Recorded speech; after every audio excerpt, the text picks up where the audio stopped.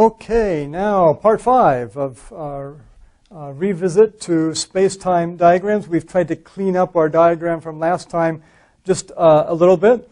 So let's review what we've got here. We've got Alice's plot, her frame of reference, the XA axis, the T sub A axis in normal right angle configuration. And over the last couple of video clips, we've shown that we can put Bob's frame of reference on the same plot if we draw the X sub B axis at an angle like this and the T sub B axis at an angle like that. And of course, we figured out what the angles have to be. Remember, the T sub B axis in particular is Bob's world line. He's sitting in his rocket ship, traveling velocity v. Alice is observing from his perspective. He's just sitting at X sub B equals 0, which is the T sub B axis here. To do the exact transformations, of course, we can use our transformation equations here, but the plot gives us some insights just diagrammatically or pictorially of things like time dilation and length contraction. We tried to point that out a little bit last time. And this time we want to point out that relativity of simultaneity is very evident from the plot as well. But again, let's orient ourselves so that, note for Alice's plot, we have lines of simultaneity. T sub A equals 1 is this line. We'll get to the red dots here in a second. T sub A equals 1, T sub A equals 2, T sub A equals 3, and so on and so forth. We did not draw lines of same location for Alice just because it gets to be a little much on here, but they would be, X sub A equals 1, X sub A equals 2, X sub A equals 3, and so on and so forth like that. Now, what about Bob's plot? We have the T sub B axis at an angle here, and the X sub B axis at an angle this way. And note, in particular, we've got lines of simultaneity for Bob on here. Those are the lines that, just like Alice's lines of simultaneity, are parallel to her X sub A axis, because this is really T sub A equals 0 here.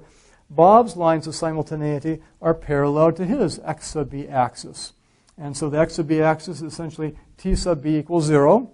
The time he measures is 0. Then we've got the T sub B equals 1 line, 1 light year if we're using light years, and C is light years per year, 1 light year per year here. T sub B equals 1 is this line.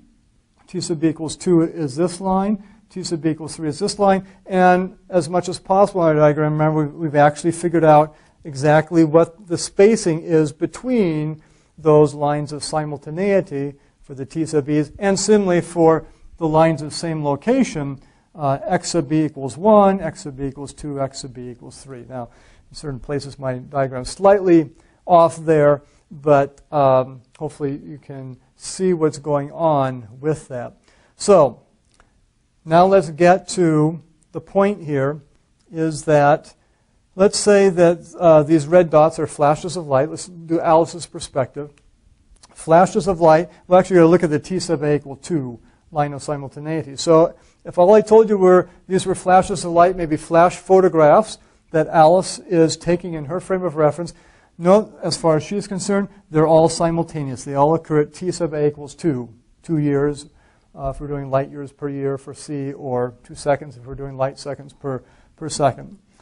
So they all occur at T sub A equals 2. Again, we know that Alice has her line of synchronized clocks. Bob has his line or lattice of synchronized clocks as well. So in Alice's frame of reference, she shoots off flash photographs on her line of synchronized clocks at T sub A equals 2. And those are specific, unique space-time events at each of those locations.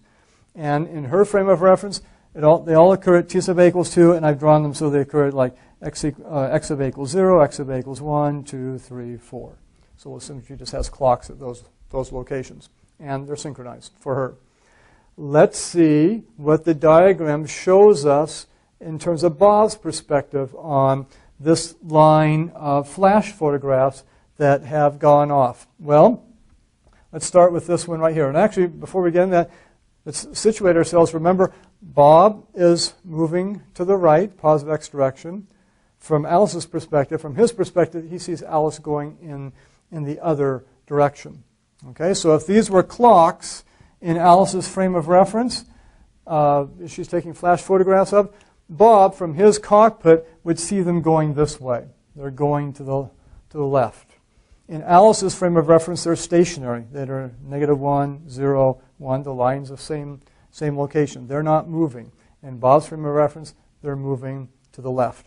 Okay, so let's start with this clock right here, that flash photograph of Alice. And we can see that it's on the x sub b axis. Okay, so that's t sub b equals 0. So to Bob, that flash would occur at t sub b equals 0. The next flash here is on a different line of simultaneity for Bob. It's at about 1/2 maybe.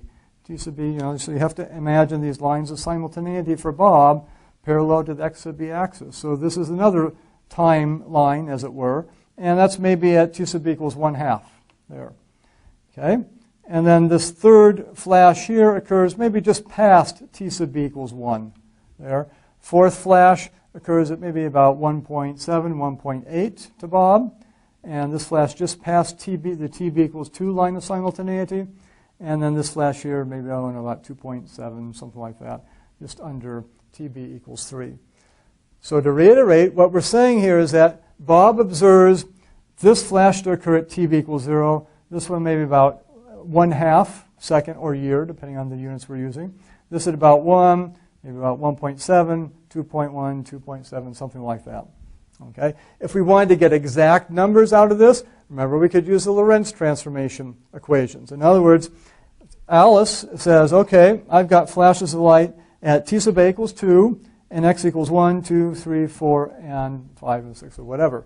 We could take those values, plug in Alice's xa and t sub a values for each of those flashes, and get the xb and tb values that Bob sees. Okay? But the diagram shows us more pictorially what's going on. But if we wanted the exact values, we could get them from the equation. In fact, of course, we built this using the Lorentz transformation equations. So what's the conclusion here? The conclusion is clearly we have relativity of simultaneity. That clocks that are synchronized in one frame of reference, Alice's frame of reference, are not synchronized in Bob's frame of reference. In other words, he sees this clock go flash first, and then this clock, and this clock, this clock, this clock, and this clock, in that order. Okay? Now to Alice, remember, all those clocks are synchronized. So when the flashes go off, she will see the same time. The flash photograph will show the same time on each of those. But Bob sees the flashes occur at different times, not the same time. So let's just say, well, let's not just say, it is right here. All the times shown on those flash photographs are t sub a equals 2. 2 years, okay, on those clocks. Bob will say, okay, on the first clock, that one happened at t sub b equals 0. 0 years. This one happened about 1/2 year. This at about 1.1, 1.8, and so on and so forth. And note another thing about this. So first of all, relativity of simultaneity. Bob is saying, Alice, your clocks are all messed up. You may think they're synchronized, but clearly I see them as unsynchronized. These flashes are occurring at different times, and even though the times in the photograph show that your clocks are reading the same time when the flashes occur, the flashes are clearly not occurring at the same time, which means your clocks are not synchronized. In other words, what Bob is saying really is, in my frame of reference, your clocks are not synchronized. Where Alice is saying, well, clearly they're synchronized, but that's in her frame of reference. The other thing we can get out of this, qualitatively, is leading clocks lag. Because think about this a minute. Here's this line of clocks, and Bob is seeing them flash one after the other. This one, then this one, then this one, then this one, slowly, of course. And again, these clocks are heading leftward compared to Bob. And since we know when they flash, they all read the same time. So when this one flashes, it reads 2. When 2 years, 2 years, 2 years, 2 years, 2 years, 2 years. So to Bob, this one flashes first and reads 2 years. This one flashes last and it reads 2 years. What is the leading clock from Bob's perspective? This is the leading clock here. It's moving in this direction. So as he's observing Alice's clocks go by, this series of clocks, this is the leading clock. It flashes last and reads 2 years. This one flashes first and reads 2 years. this clock is definitely behind that clock by a given amount that we could actually figure out from the diagram or the Lorentz transformation equations, or simply by our dv over c squared equation we got when we did a quantitative analysis of leading clock's lag.